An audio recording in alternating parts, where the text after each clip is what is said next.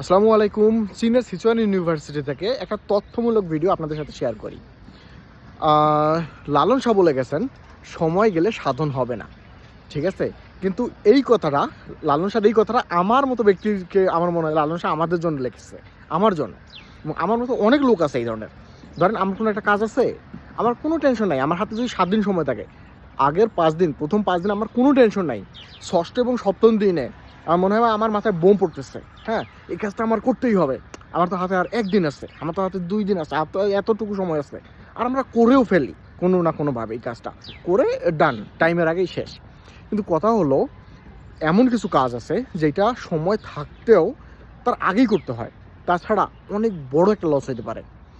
বিশেষ করে এমন কোনো একটা কাজ যেটাতে আমি শুধু একা ইনভলভ না, আমার কম্পিটিটর আছে, আমার প্রতিযোগী আছে।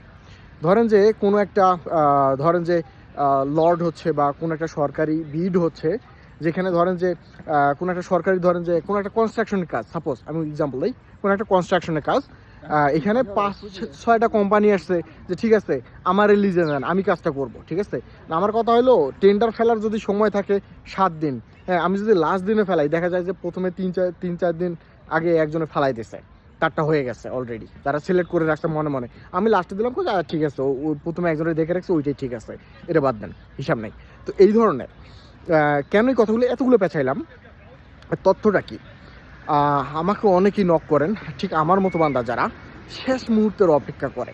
ঠিক আছে, যারা চীনে আসতে চায়, পড়াশোনা করতে চায় এবং চাইনিজ সরকার থেকে একটা সরকারি কর্মকর্তা লেভেলের বেতন তারা নিতে চায়। ধরেন যে চীনে চাইনিজ গভর্নমেন্ট স্কলারশিপ একটা আছে, সিএসসি। এইটা যদি আপনি গ্র্যাব করতে পারেন, তাইলে চাইনিজ সরকার আপনার মাসে মাসে বাংলাদেশে একজন সরকারি কর্মকর্তার মতো লেভেলের আপনার একটা বেতন দিবে। তো এইটা আমার মতো অনেক আছে বান্দা যারা এটা লুফে নিতে চায়। তো সমস্যাটা আমাদের একটাই, আমরা সময় থাকতে সাধন করি না। আচ্ছা, আমাকে অনেকে নক করে বলে, ভাইয়া কেমনে কেমনে পাবো?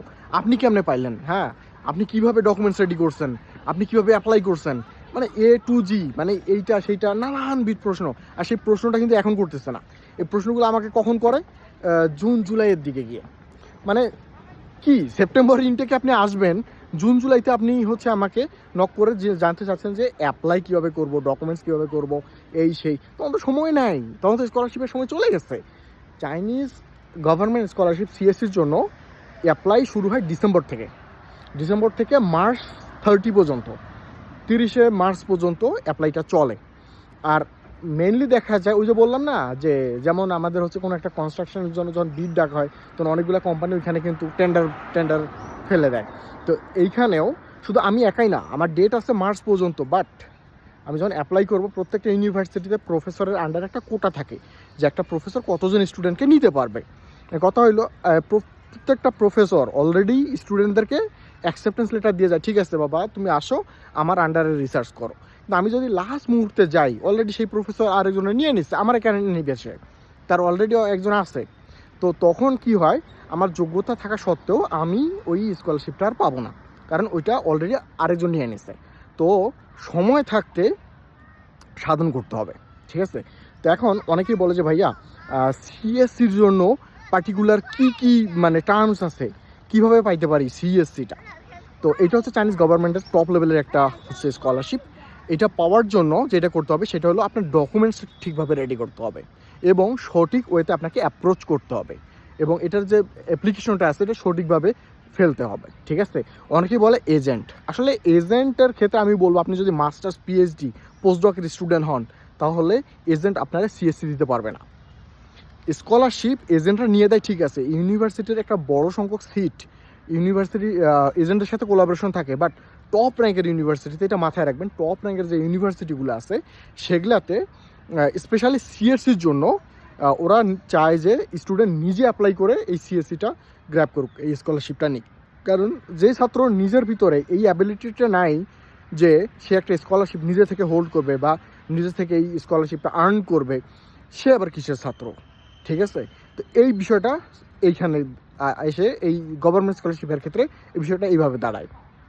তো আমি বলবো, যারা এখনও চিন্তা করছেন যে চায়নাতে আসবেন বা পড়াশোনা করবেন, বা অনেকেই চিন্তা করে আমি ইউরোপে আমেরিকা যাব পড়াশোনা করতে, কিন্তু বাংলাদেশ থেকে কিন্তু ওই ভিসা পাওয়ার রেশিও খুবই কম। তো সেক্ষেত্রে আপনারা চায়নাকে একটা ট্রানজিট হিসেবে রাখতে পারেন, ঠিক আছে। সেক্ষেত্রে আপনারা এজেন্ট দেখতে পারেন, এজেন্টের হাতে অনেক পাওয়ার থাকে স্কলারশিপ পাওয়ার জন্য। বাট সিএসসির জন্য আপনি যদি এইটা মাথায় রাখেন যে আমি সিএসসি নিতে হবে, আপনার ভিতরে এই কোয়ালিফিকেশনটা আছে, তাহলে আপনি কেন নষ্ট করবেন এই সুযোগটা? একটা বড় অ্যামাউন্ট আপনার মাসে একটা বাংলাদেশি সরকারি কর্মকর্তার মতো বেতন আপনাকে দিচ্ছে চাইনিজ সরকার, তাহলে আপনি কেন নেবেন না? আপনার কোনো চাকরি করতে হচ্ছে না, পড়াশোনা করে মাসে এই টাকাটা পাচ্ছেন, তাহলে কেন নেবেন না? তো অনেকে আমাকে নক করে বলেন যে ভাইয়া ফাইলটা কীভাবে রেডি করবো, এইটা সেভাবে ওইটা সেভাবে, বাট লেটে। তো আমার কথা হইলো এখন অলরেডি অ্যাপ্লাই শুরু হয়েছে, মানে আর 2 মাস আগে অ্যাকসেপ্টেন্সটা নেওয়া উচিত ছিল।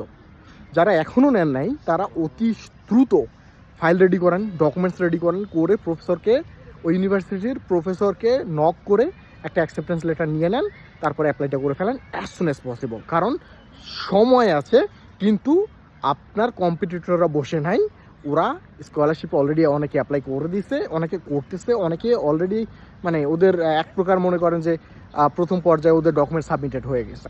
তো আপনি কম্পিটিটর বসে নাই, do it as soon as possible.